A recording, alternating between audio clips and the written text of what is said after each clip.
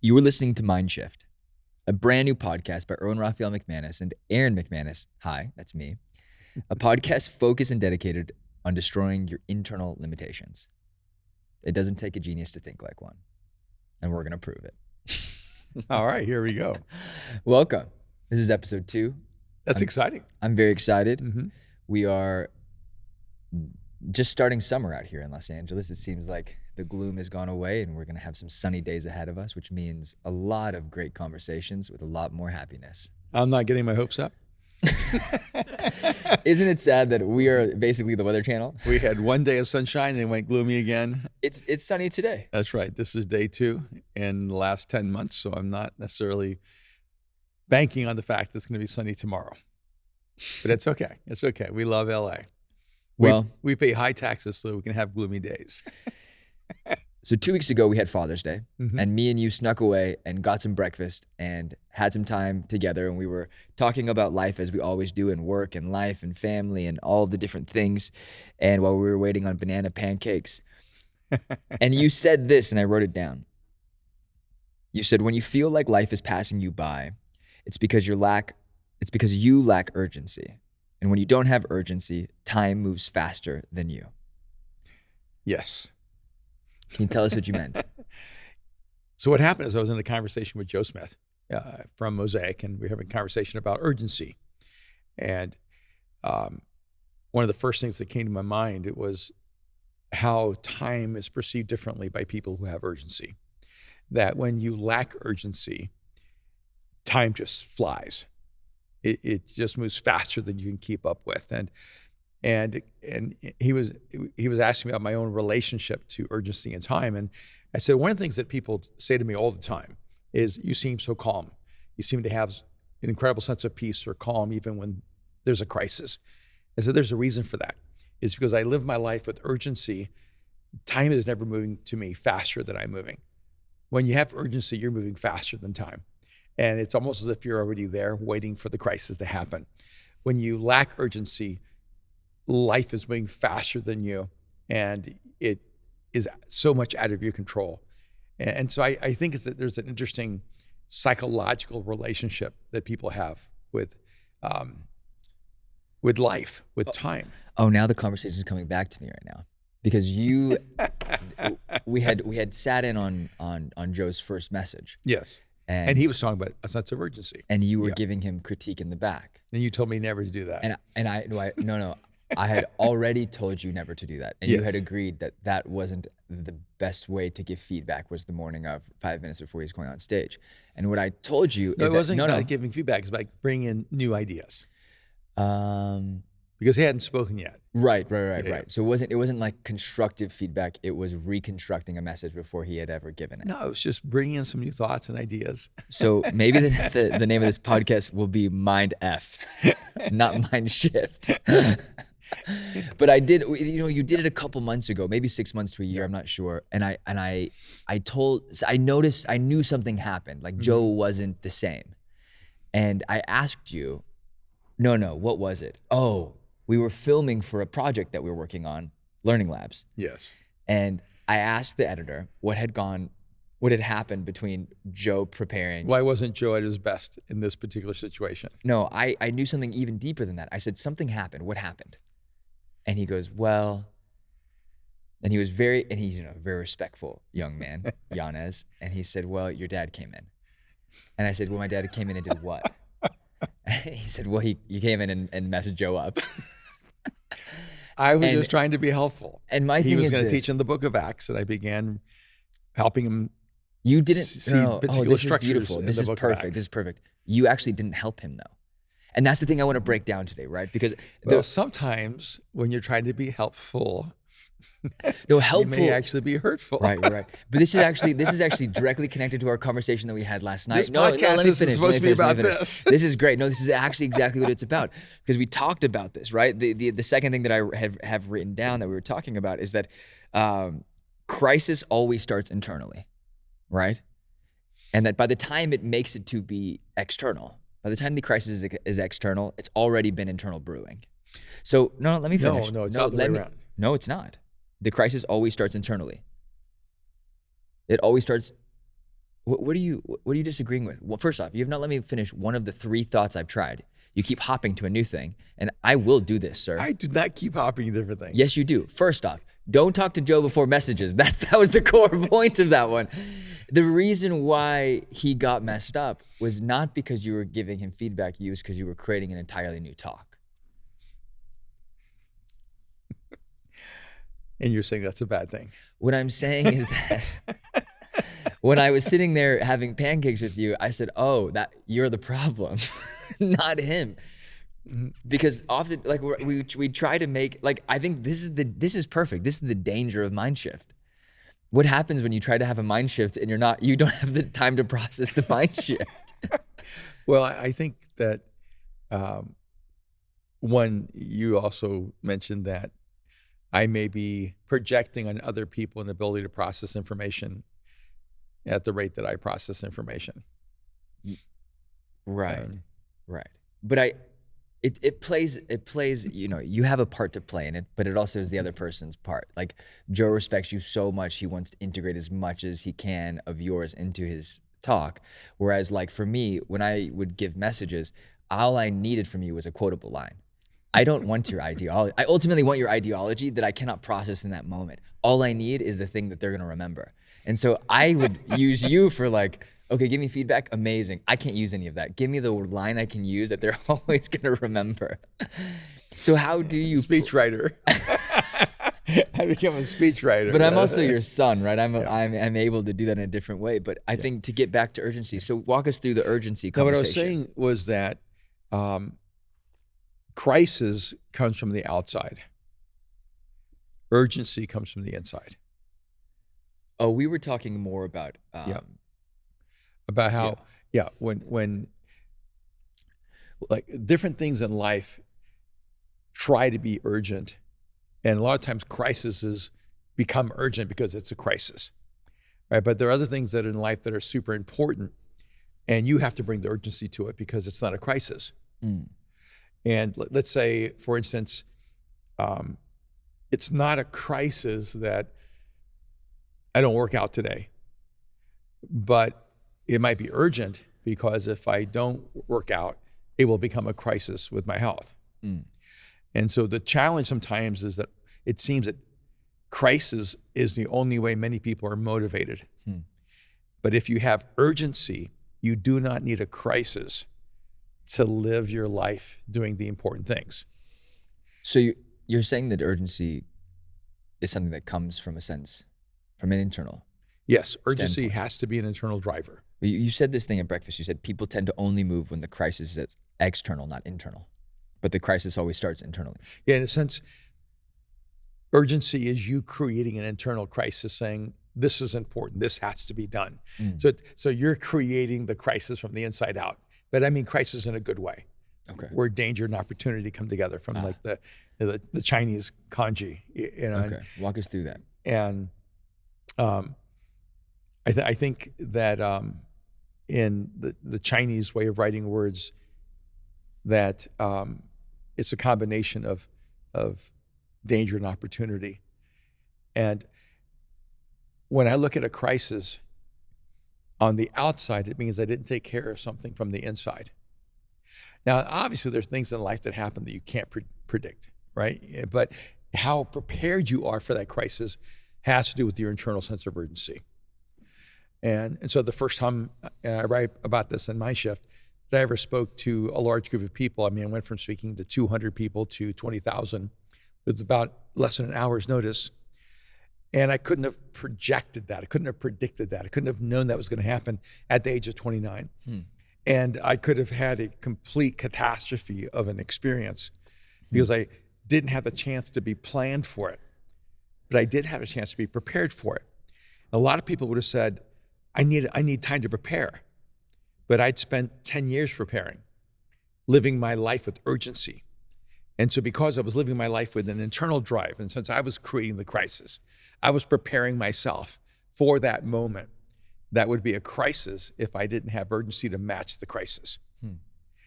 And so that moment became a really significant moment in my life, and it elevated my influence and impact in the world because I was ready for that moment.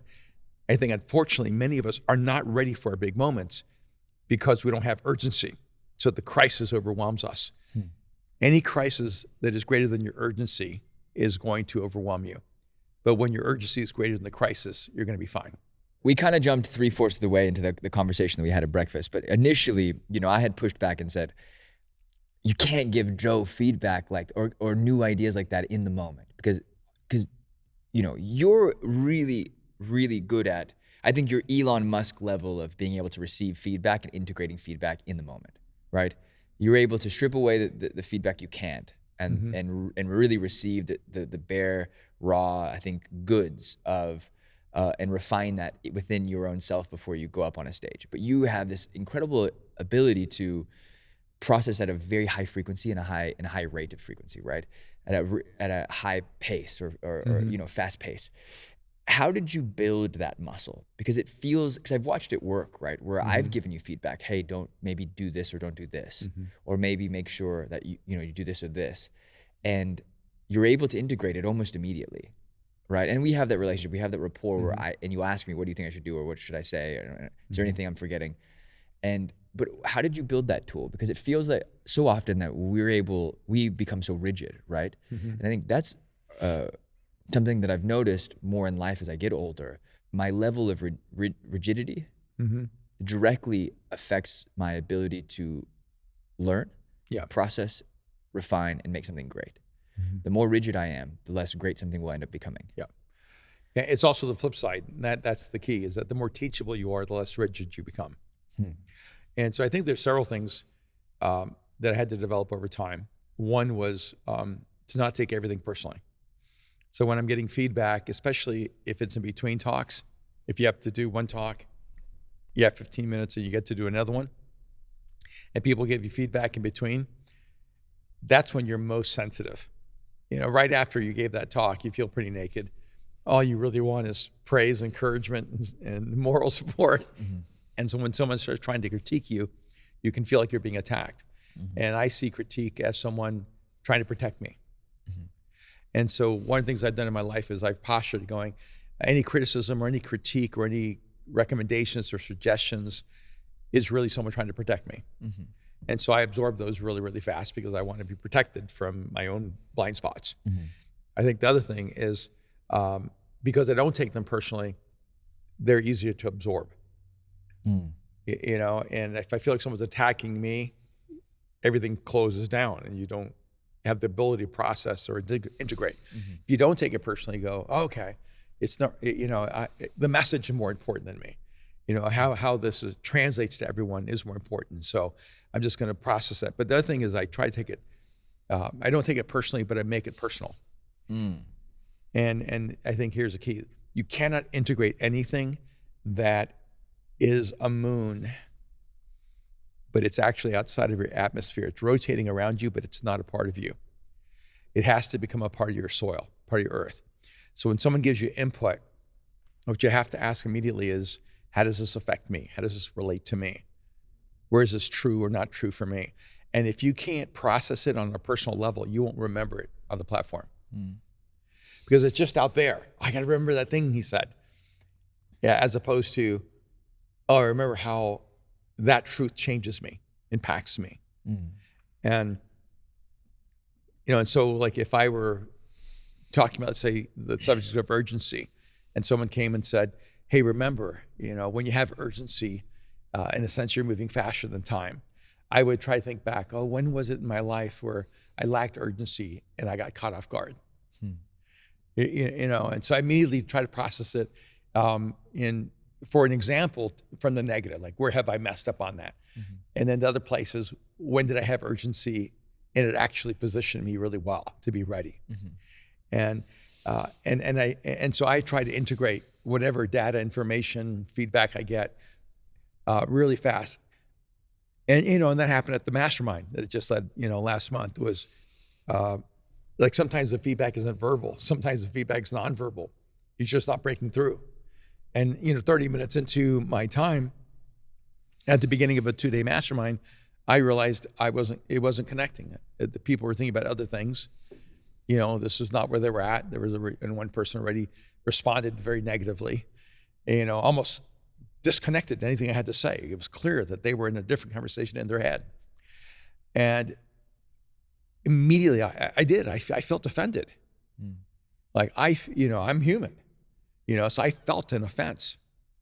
And I had to release it really fast and go, this time isn't about me. It's really about what God's going to do in their life. And then I had this thought that just came right through. And we can talk about trigger phrases, trigger words in a minute. Yeah. The phrase that came to my mind was, is it more important to you that you teach, or is it more important to you that they learn? And that created a mind shift for me. And I had to answer that question honestly and go, no, it's more important for me that they learn. And I felt like, I felt like God was saying, then let go of your need to teach so you can take a hold of how they're going to learn.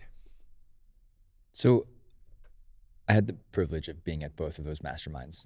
The mastermind 1, which was very successful, and mastermind 2 that became very successful, but took some work. Yeah. And you can talk about the two different, the correlating, contrasting differences in the two different kinds of groups, right? Maybe the posture of learning or the positioning.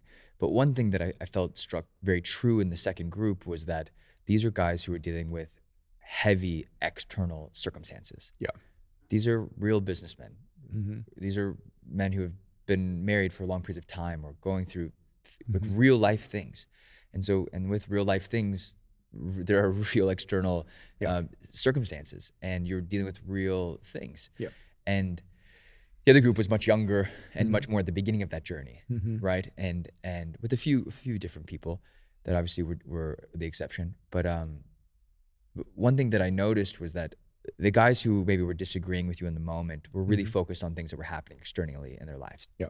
How do you build an internal construct that keeps your focus on improving yourself internally to manage the external situations? Because I think oftentimes, at least for me, I made a statement to you the other day that said, I don't think LA has anything for me anymore. I wasn't blaming LA. I was making a very blatant, I was manifesting something very negative, kind of speaking something very negative over my life and this relationship to the city, going I think I've gotten everything it has for me. I don't know what else to do. I got to go move on.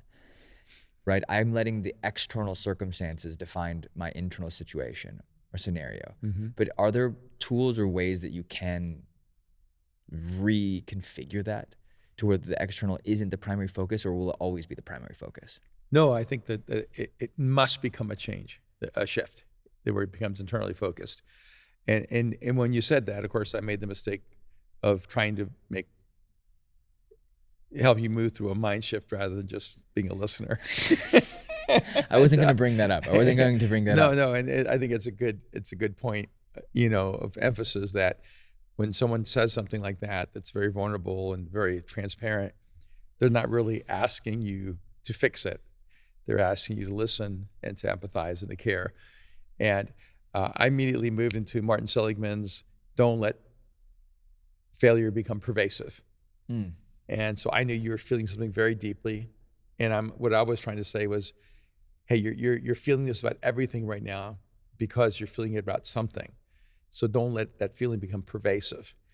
And I'm probably very ruthless internally about these things. And so I have to develop a higher sensitivity for other people processing it. I'm very internally ruthless. I don't let any of my negative thoughts become pervasive or permanent or personal. And so there's some sense of it that I don't give myself a lot of mercy for that. And maybe it's because I'm afraid that if I let them have too much room, they're just going to take over my whole soul. These negative thoughts. Yeah. And so I kill them really, really fast. But I think some of them How do you kill them? And how do you gain mastery over those negative thoughts? Because in lots of situations, they can be negative thoughts from someone else or, from a different party or, a group of people. But really in this situation, you're talking about the negative thoughts that come from within yourself. Yeah. Right? That other voice inside your head that's speaking negativity into whatever scenario you were within. How do you have mastery over those internal thoughts?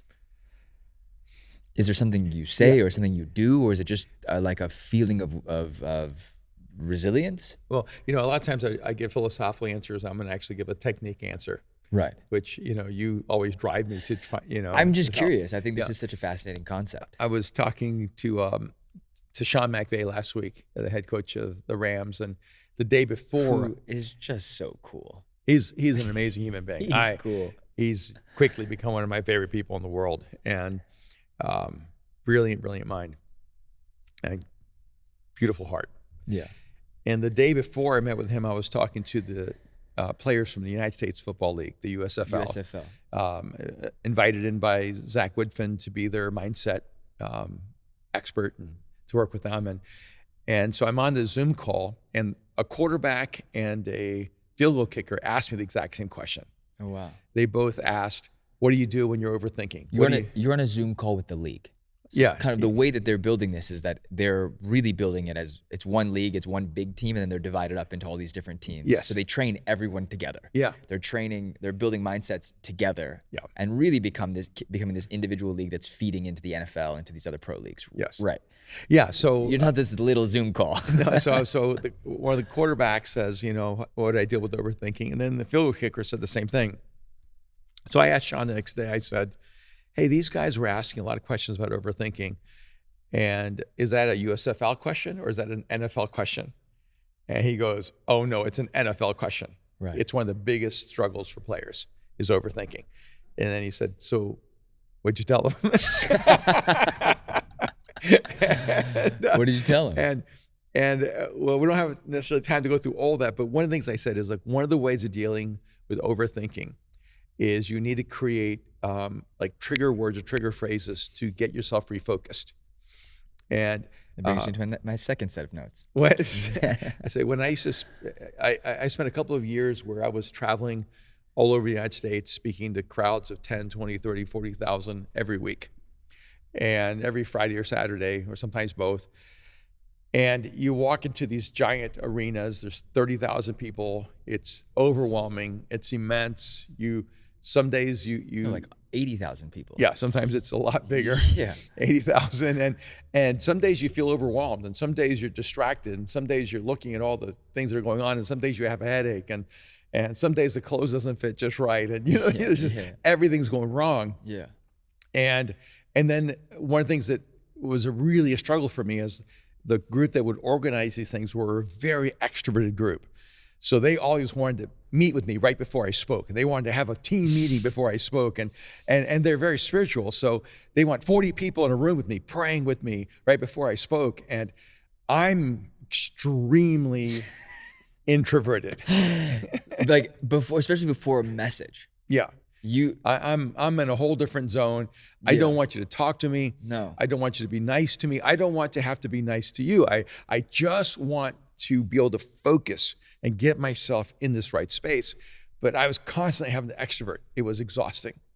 And so right before I walk on stage, I'd have to find a way to get myself from this massive space of distraction, of overthinking, to be fully present in this moment. And so I would walk on stage and I would say 2 words to myself. This matters. And the moment I said this matters, it's like the stadium went silent. The moment I said this matters, nothing anyone else said to me mattered. Nothing was in my brain except being fully present in that moment. And it became my superpower. And so one of the things I was talking to Sean with is that you need to teach your team to have like a collective or an individual phrase that gets them refocused, that they, in a sense, train themselves to go, when I say this, I block everything else out. It's why teams do things like 1, 2, 3, all in. And all in becomes that phrase, be fully present. Later that night, you don't even realize the timing of this. You sent me I did. I'll pull it up. a DM or a text about what this Navy SEAL said Yep. about full benefit.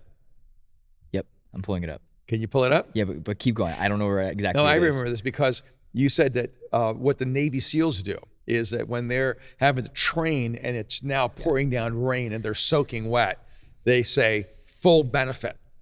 Because when things happen badly, when they're overwhelming, if suddenly you're having to travel and work and you're like going across mud and you're soaking wet in the mud, you go full benefit. If something goes wrong, and you had several examples on there.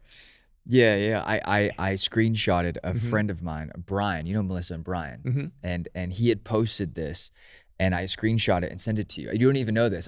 He posted it randomly early in the morning. I screenshot it, saved it, sent it to you, and it gave a couple different things. It said in an instant mindset, it's an instant mindset shift, full benefit. Hiking and it starts pouring, raining, driving and your car breaks down, working on a project and lost a draft, full benefit. And it says the lesson: adversity is an opportunity, and the message is simple: every adversity is an opportunity. And you really do see every adversity as an opportunity. I do, and but I really love the phrase "full benefit." So I sent it to Sean. Yeah. By the way, and, it's crazy. And he said, "I love this so much." And I said, "But it's also about having like like I use the word trigger in a positive way. Right. Everybody uses trigger in a negative triggers way, a negative way. No. I'm like, no, have positive triggers to control them. Yeah. And so here's the positive trigger: full benefit. And I can't remember what it was. Emerson made us these little bracelets, and on the inside it said, "Best job ever." Yeah, best job ever. Best job ever. You know where that comes from? Where does it come from? It comes from the movie Fury. And, oh, that's right. And in one of the moments, that's one of those movies that I go back to time and time again. It's with Brad Pitt and Shia LaBeouf. And, best. What's the guy's name that we love? Who was in John Bernthal? Oh, and I mean, he's just he's incredible. A beast in that. He's Walking Dead, The Punisher. John, come on the podcast, please. Yeah, he has an amazing podcast. The Real Ones. Oh wow, that I love. It's incredible. But, so from Fury, yeah, it's best job ever. And so I love the fact that we had these bracelets for so long that said best job ever. Yeah. And because some days working here is not the best job ever. Right, that's the irony in the movie is that they're stuck in this tank fighting in World War II. They're in the war. And they're almost always dying. Yeah. And it's that moment of going, this is the best job ever, even when it's actually the worst. Yeah. Yeah. And it's like the phrase, we get to do this. Yeah, this matters. This matters. Like you find your phrase and pull yourself through. And so I think the challenge, and this is a deficit for me, like when you would say something like, I just don't know if LA is a city for me anymore. I don't, or I hate the city today. I was very clear. I said, I'm not sure that LA has anything left for me anymore. Yeah. And so my immediate, it's almost like a default mode for me. Yeah. I start moving people to mind shift. A mind shift. Into mind shift. And it's, but I think some context to some context to that conversation. I think a bit of it is I was going 34. It's just me. I don't have kids. I'm not married. And I said this to you. I said, what would you be doing at 34? Would you be right here every moment of every day? Or would you be traveling the entire world and exploring it and I was like, I told you, I said, I need to go hunt lions. You said, Dad, you're mystical. You would be all over the world. And I just realized, I was like, if I spend another July, August, September in LA, I've done this and I love this, but I have to go explore the world or I'm not bringing anything to this, right? And so my mind shift was going, I somehow committed to living in London for a while, and I don't know how I got here. Now I'm a little bit anxious about it, and trying to talk to you about it. And we've hung out every day this week, and you knew something was up. You're like, you want to talk to me about it yet? You want to talk to me about it yet? You want to talk? And I was like, no. And then I said that, and you were like, and you didn't like it. And I didn't like it. Don't run from things. Run to things. So I think I'm not running from anything. I'm running. I agree. I'm running to something new. Yeah. And so my whole thing is you don't have to hate this to go do something new. But and this is a little bit of a no, right? But some people, sometimes you do. You have to create an enemy before you go to war. Right. Well, I mean, I think it's why. I mean, I think it's the irony of why most religions, and especially the one that we are so closely affiliated with, of being a follower of Jesus and being Christian, is that I was talking about this with one of my good friends, and they were asking like, why, but the devil's always trying to get me. And I said, what makes you so important that the devil's trying to get you? Right? Yeah. And to think like, if you were in a different religion, like I don't know what the equivalent is of the devil in Islam or in in whatever it may be, other different religions. But like for me, I'm going, I don't wake up in the morning going, the devil's trying to get me. I wake up in the morning and go, what dumb thing are you gonna do today, Aaron? Right? And I said, I told her, I said, the worst devil is yourself. Yeah, the person who says the devil's trying to get me, Yeah, is probably dancing with the devil. No, I don't think so, because I think it's a pre like loaded ideology in a lot of religious systems. Yeah. And for me in this way, I go, for me to acknowledge, and this is the question. This might be a little bit of a departure. We build villains we build enemies to fight courageously, right? To feel righteous and justified and just in a war against something that's dark, right? We have hero narratives. We want to be the hero in a lot of these narratives, right? In our own narrative especially. But for me, I go, at what point do you have to just admit it doesn't have much left for you?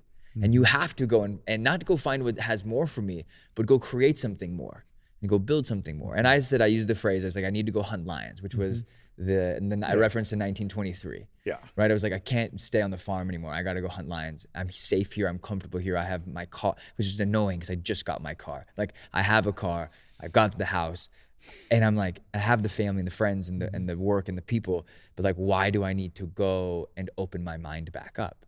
You know? Well, my mind goes to two places when you said this. Why do we build villains?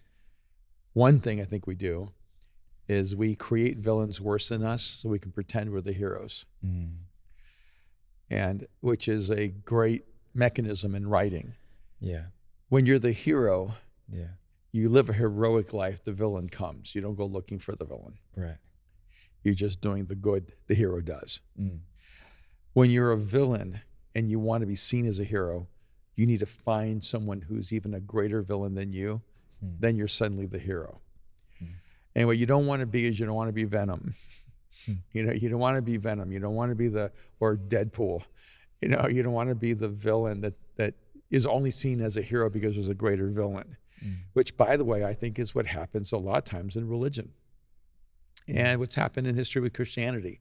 It's instead of fixing the immorality or the injustice or the hypocrisy within the faith, we make someone else a greater villain so that we can justify not changing because we have a greater villain out there. And I think it's really a very deceptive thing. But on the flip side, I do think there's a hero inside of you waiting to be awakened. I think it's true for everyone. And I always, like, I want to celebrate whenever you want to go take a big risk, or whenever you want to go hunt a lion, whenever you want to go explore and grow. I'm the person on the front row cheering you on, because I want that for your life, because I want that for my life. And you're right. I tried to make sure that my life didn't bore me to death. You know, I wanted to live an interesting life. And you know, I had a dinner last night, and with a new friend. He owns a cannabis company. And one of the calls I never thought I'd get from you is, my car is full of cannabis. My car's full of cannabis, Aaron. What do we do with it? I said, you mean weed, Dad? Weed? I said, cannabis. A lot of really beautifully designed, wrapped, packaged cannabis products. And one of the really wonderful things is, as we're having dinner, I don't know this person hardly at all. We met at an event that was for our friend Ed Milet. Oh, cool. Okay. And I was speaking there, and it was for Ed's book launch, and I happened to meet this person, and he said, what do I need to do on my journey to become like you? Oh, wow. And I sat there and I thought to myself, this is probably the greatest compliment a human being could give you without even realizing it. And he said, and he lives in San Diego. He drove all the way up. He said, wow. I didn't care if you said you would meet with me, I was going to get there somehow. And he says, when you said you could have dinner with me on Monday night, I said yes, and just drove up here. And you know, so he drove all the way up for a 2-hour, you know, time together. He said, I just want to know, where do I begin to become more like you? And it was kind of a beautiful thing to be able to look at him. And, you know, he was talking about his shaman, and he has this crystal put together by a shaman and talking about some of his experiences, and a very fascinating guy, Japanese, Greek, Italian, and very cool looking. That's such an interesting mix. It's amazing. And I said, hey, on the journey, if you want to become like me, a beginning point is realizing there's a God who created you and loves you and considers you to have infinite value. And, he just looked at me. I don't think that's where he thought I was going to begin in that journey. And then I said, and the second thing is to realize that that Jesus is how God has revealed himself to humanity. And that if you want to become like me, my journey is having come to a life-changing experience with Jesus. And I just kind of walked him through the different religion and who Jesus is. And he was just, so gracious and receptive. I'm sure it was not the conversation, that he expected at that time. But the reason I bring that up is because, my life is incredibly flawed, and I could live a more courageous life. I could live a more adventurous life. I'm sure there's so much more I could do. Lord, man, no way. I take ashwagandha just to keep that anxiety down from you, man. 2 pills in the morning just to keep it low. There is no way. But to me, like the measure of success, like the measure of being fully alive is to have another human being look at you and go, I would like to become like you. And that's it. And that's the question you should ask yourself. Like, how do I become the person that I want to become like? Like, in the sense, like, how do I become the best like version of myself? And then of course we ended up talking about, multiverses and multiple dimensions and multiple realities coexisting. And he was asking about all that.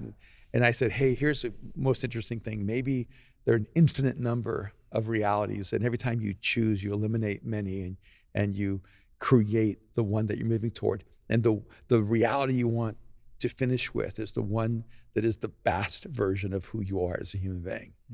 So in a sense, every choice kills all the lesser versions of you.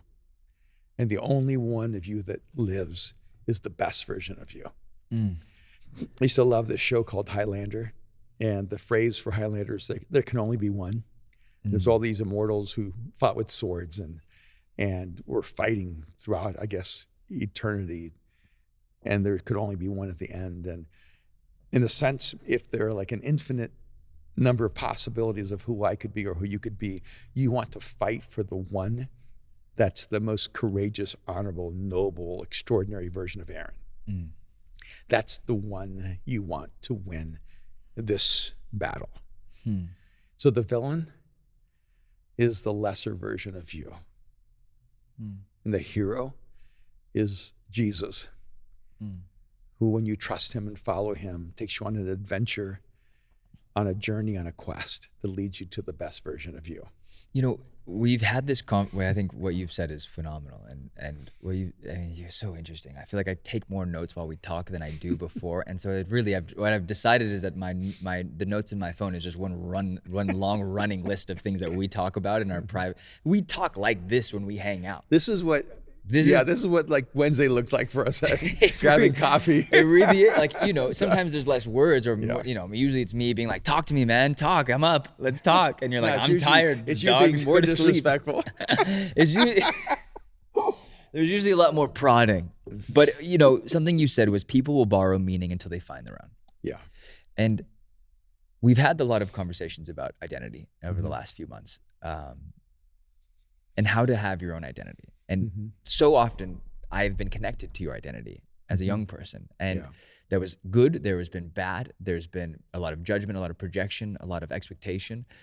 And then a lot of, me revolting or rebelling or withdrawing from those expectations. But identity is so important, right? And so maybe this is the thing we need to talk about next time, is the mind shift of identity, to how to separate yourself, to borrow meaning. Because I think for me, like my whole life, I've always borrowed meaning from you. I am currently in a really, I think, probably harsh conversation with God. Yeah. And I really respect God. I really believe in God. I have a relationship with Jesus, and it's not always a great relationship. I don't always like God, right? But I always respect God. And sometimes in my life, I have been disrespectful, I think, to just even the idea of it. But in this moment, I think the conversation I've been having internally and externally is this conversation around identity.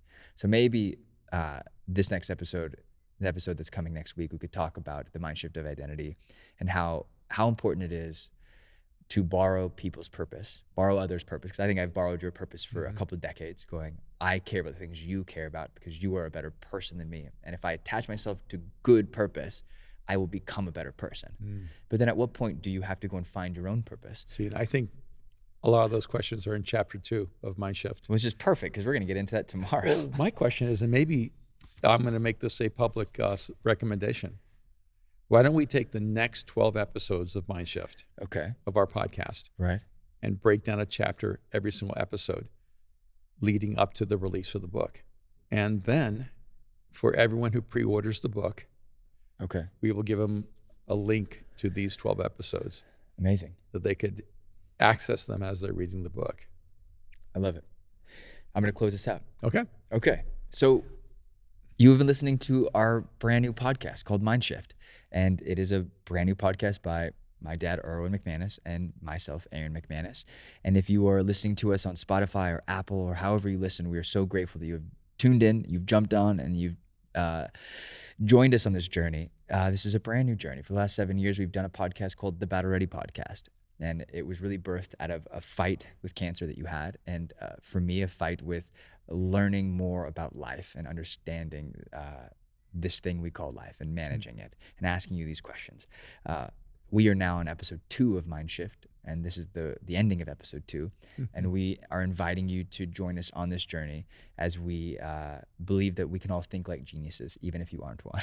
That we're going to destroy some internal limitations, and we're really going to take this book as a roadmap to having conversations with me and you, but also inviting great guests along the journey. Oh, that's right. You're going to bring us a guest every week? I'm going to try to bring us a guest every week. All right. That's awesome. Right. Let's do it. So if we don't have a guest, it's because I couldn't find somebody. But if you have guests, recommend it to us. Yep. The Instagram's changing over to Mind Shift Pod from Battle Ready Podcast. That's going to happen. It'll be, it's going to happen after the first episode. And you can rate and review this podcast. If you go to Spotify, if you go to Apple, if you go to YouTube, you can subscribe, you can like the video, you can watch us, see what we're doing, and engage with us. We want to hear from you. We want to know. Me, Austin, my dad, we're all checking the comments, checking the likes, or checking the DMs. So let us know what you think, and we will see you guys next week. All right. Have a great week. All Love you, right. buddy. Love you, Dad.